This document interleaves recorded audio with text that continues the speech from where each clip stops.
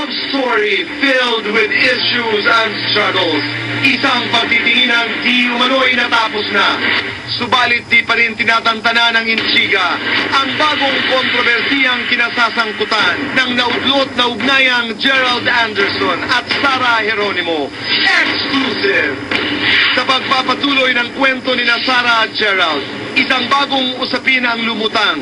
Ang di umano'y pagkakatanggal ng stylist at makeup artist ni Sara na nagpahayag umano ng pagkampi kay Gerald. Di umano, ipinatanggal ng ina ng popstar princess na si Manny Divine ang dalawa. Ayon sa entertainment journalist na si Ogie Diaz, isang source umano ang nagparating sa kanya ng mga impormasyong ukol dito. Ang alam ko kasi, since nalaman ni Mami Divine, ito ayon sa source ko. Pero hindi ko po kinukonfirm. Ngayon, kung ito po totoo, at ito i-deny naman, wala rin naman ako magagawa. So, ayon sa source, dahil nalaman ni Mami na pro-Gerald, yung makeup artist, saka yung stylist ni Sara, pinapalitan kay Boss Vic. Again, ito yung i-deny ni Boss Vic. Gusto nilang i-deny o aminin, karapatan nila yun. Pero yung sabi ng source ko, daw ang alam niyang totoo.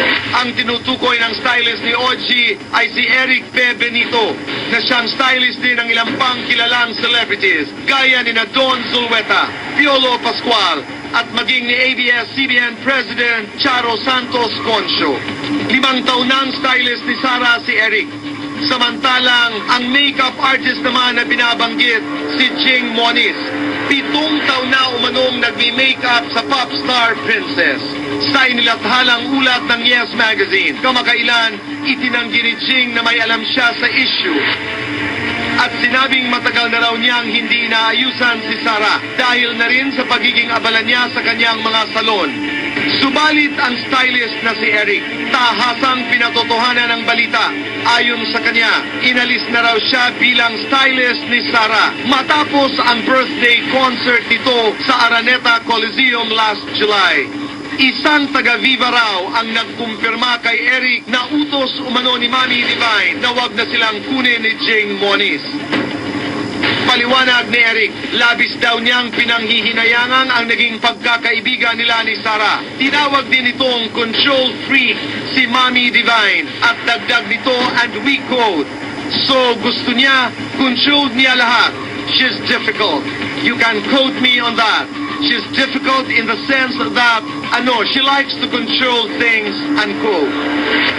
Samantala, itinanggi naman ni Eric na isa umano siya sa mga nagsusulsol kay Sara para kay Gerald. Bawang mga pagbibiro lang daw ang nagagawa niya sa popstar princess at hindi rin daw halos nagsasalita si Sara tungkol kay Gerald kaya hindi raw nila ito halos na pag-uusapan. Kaugnay nito, agad hiningi ng labas ang panig ni Sara and her all-new, all-out, fearless confessions. Exclusive! Isang malaking miscommunication po talaga.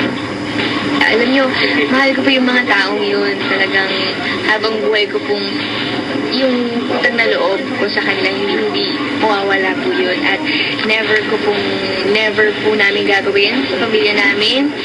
Lalo na kami ng nanay ko na magpapaban kami ng mga tao na sino ba naman po kami yung mga powerful ng tao para magpaban ng mga stylist. At saka mahal po namin sila. Sana one day maupuan namin para mapag-usapan po ito ang issue na ito.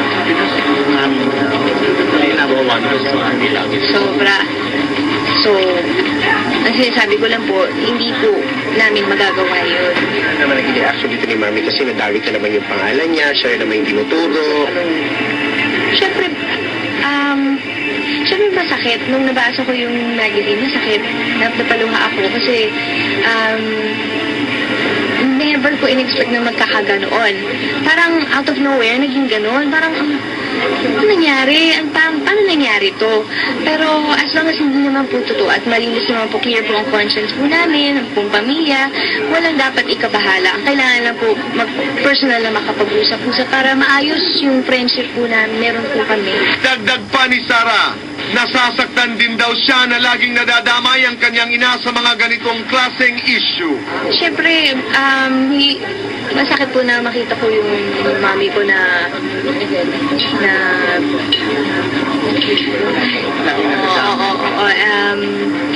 hindi na lang din po niya pinapakita din sa akin kung ano yung minsan nakikita ko siya. Hindi, ayoko na pong magbigay ng detalye. Basta, sana po maayos. Para naman sa naglabas ng kwento na si Oji, nauunawaan umano niya ang saloobin ng pop star princess. Nag-umpisa kasi yan, siyempre, una, blind item. Hanggang sa pangalanan ko na, ang uso na kasi ngayon blind item with concern.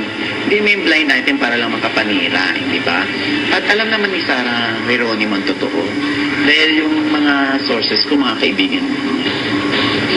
Oo, so ako naman, naiintindihan ko si Sarah kung ipagtatanggol niya yung nanay niya. Kasi nanay niya yun eh. Kasi hindi tayo bukas sa kulturang ilalaglag mo ang mahal mo sa buhay. So ako naman, kaya ko to ginagawa, yung pagmamalasakit kay Sarah Geronimo, hindi ako para manira ng nanay kasi magulang din naman ako.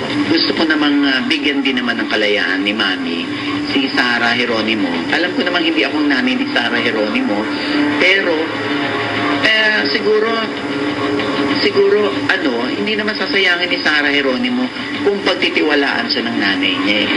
Samantala, nang subukang hinga ng dabas ng pahayag si Gerald tungkol dito, ito ang naging reaksyon ng aktor. Gusto mo lang po yung reaction mo regarding dun sa sinabi sa Yes Magazine. Okay. Dalawa. Ayaw ko na pag-usapan yun kasi ayun, lumabas naman. So, kumbaga, nasiniho yun sa mga nakabasa nun. Kumbaga, huwag natin pahabain pa. Tama na ho. Ayaw ko na pag-usapan. Kumbaga, wala ko kaming sa ngayon. So, there's no reason para pag-usapan na yun. Like I said before, sana respeto at ng privacy bigay natin. Ay mo ipagtanggol si Mami Divine, ipinuhusgahan siya. Ang sinabi ko, dati pa, bigyan mo natin ng privacy na respeto. Yun nga, hindi pa ko binibigay. Bukod pa rito, sinubukan din ng dabas na linawin kay Gerald ang balitang tila inililihim lang daw nila ni Sarah ang kanilang relasyon. Kaya pinapalabas umano na tapos na ang lahat sa kanila. So parang lumalabas daw, wala na talaga kayo, pero kayo pa rin daw. Parang tinatago na lang daw. Kailangan yun At gaya ni Gerald, naging matipid na rin si Sarah sa pagsagot ng matanong tungkol sa aktor. Basta okay po na. Ayaw na pong,